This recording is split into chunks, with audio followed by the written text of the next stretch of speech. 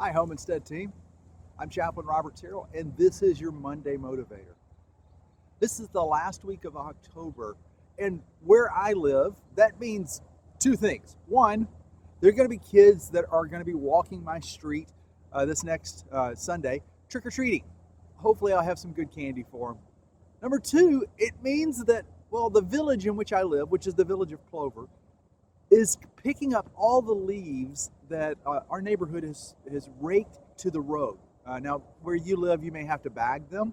I'm sorry about that. Where I live, all we have to do is rake them to the road, and then they pick them up the last week of October typically. They come by with a lift first and pick up the big stuff, and then after that, they have this vacuum truck that comes by that I always find fascinating. I love it. I'm going to show a video of it right now. Always reminds me of Snuffleupagus from Sesame Street. Anyhow, the vacuum truck operates by creating a vacuum, which, if you don't know what that is, it's a void that longs to be filled. As has been said many times before, nature abhors a vacuum. It wants to suck something up into that. And so the truck creates this big empty void and then has a nozzle that reaches down, and the leaves are sucked up into that void. And then when it fills up and can't suck anything else up, it empties itself and goes back and creates another void. Now, the mathematics for a vacuum were figured out by the French mathematician Blaise Pascal, who was also a believer in Jesus Christ. And he said, as a result of this, he said that all of creation, all of humanity, was created with a God-shaped vacuum in our lives, a void that longed to be filled.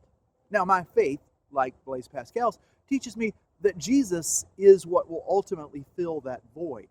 But I can't decide that for you. Only you can decide that. You get to pick what is meaningful that will fill that void. And I hope that you have something meaningful, something that causes you to love yourself and to love others more as a result. That's what a good thing to fill that void will do.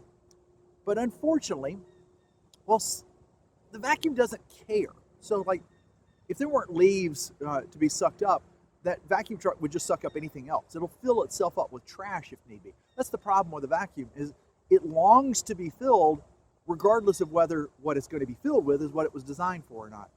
That void that I believe is in your life, it longs for meaning, and if you don't give it good meaning, it'll fill itself up with anything else it can get.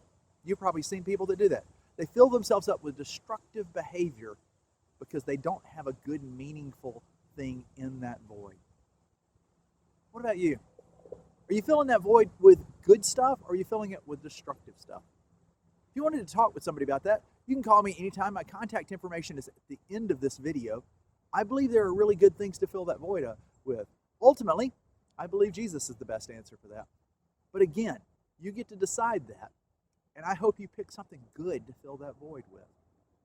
If you weren't able to make it to my Adverse Childhood Experience course this past week, I'm including a link to that in the description below.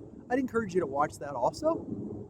And if you remember nothing else from this video, remember this. Our CEO, God, cares for you, and so do I. Have a great week, okay?